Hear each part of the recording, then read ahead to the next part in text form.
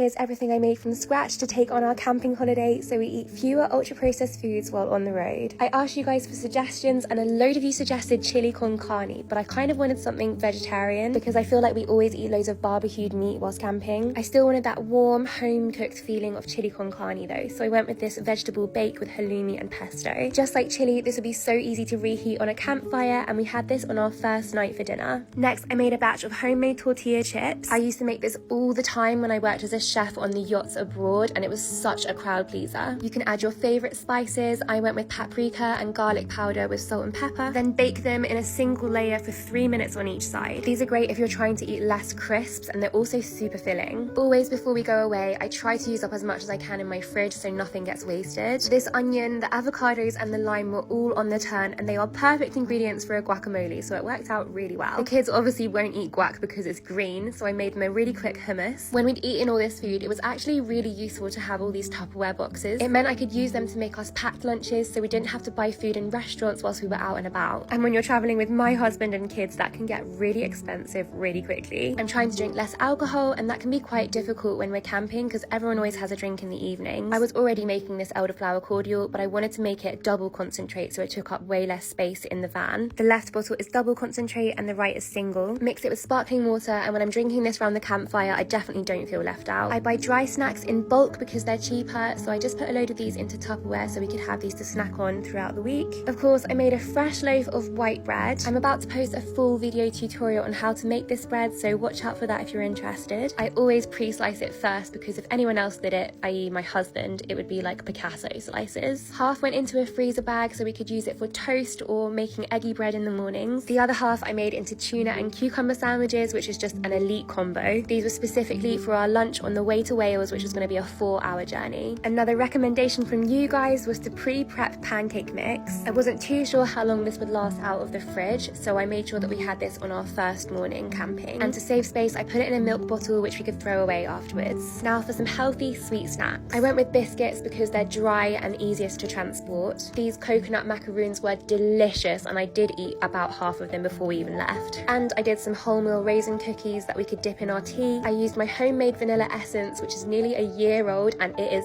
potent. The biscuits and the dry snacks lasted us the whole 5 days. Two things I mainly struggled with was washing up and keeping things cold. When we were in the mountains, it was pretty cold anyway, so it wasn't really a problem. But by day 2, all the ice packs and stuff had melted, so that wasn't great. We did have a fridge on board, but we mostly did wild camping, so we didn't have an electric hookup to turn the fridge on. And also with wild camping, there's not many places to wash up, so we did have to find a stream or two. But regardless, it was an amazing holiday, and if you've got any camping tips to do with food, I would love to hear them because we are definitely going again.